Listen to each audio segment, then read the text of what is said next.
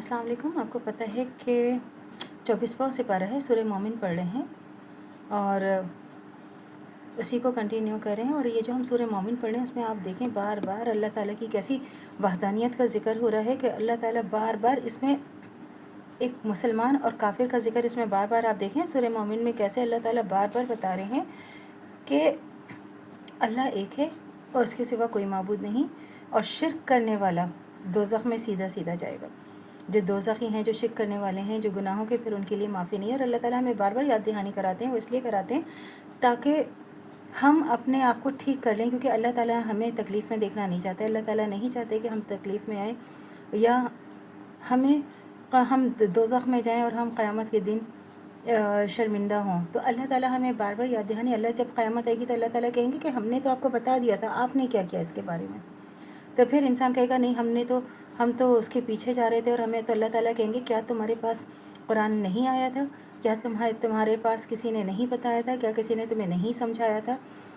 जब अल्लाह ताला पूछेंगे फिर आप कहेंगे कि नहीं आया था, लेकिन हम उनकी बातों में तो अल्लाह ताला कहेंगे बस ठीक, अगर जब तुमने अब नहीं समझा था अब तो बिल्कुल टाइम ख़त्म हो गया और अब आपका ठिकाना जो है वो दोज़ख है। और फिर दोज़ख में जब अल्लाह ताला वो करेंगे अज़ाब जब होगा तो वो कहेंगे कि काश हमें थोड़ी देर के लिए जो दोज़ख का जो होगा सरदार उससे कहेंगे कि काश हमें थोड़ी देर के लिए आराम थोड़ी देर के लिए मिल जाए, थोड़ी देर के लिए जो है हमें सुकून आ जाए। लेकिन उसके बाद वापसी का दरवाज़ा बंद हो जाएगा और वापसी का कोई दरवाज़ा आपके पास नहीं होगा।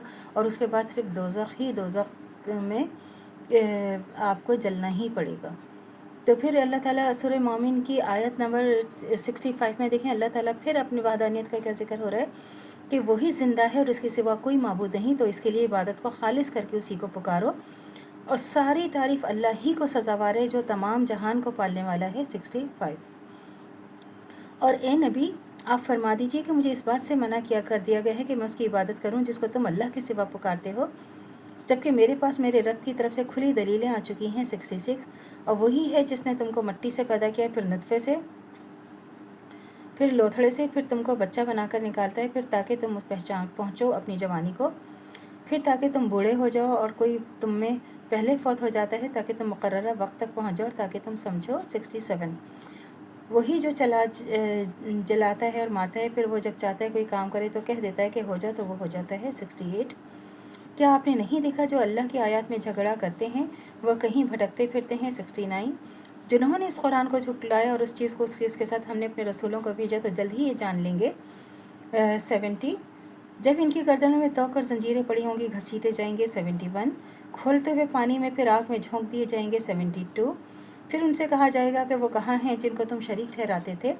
73 अल्लाह के सिवा मुश्रिक लोगों कहेंगे कि वो हमसे गायब होकर गुम हो गए, बल्कि हम तो पहले किसी चीज़ को पुकारते ही नहीं थे।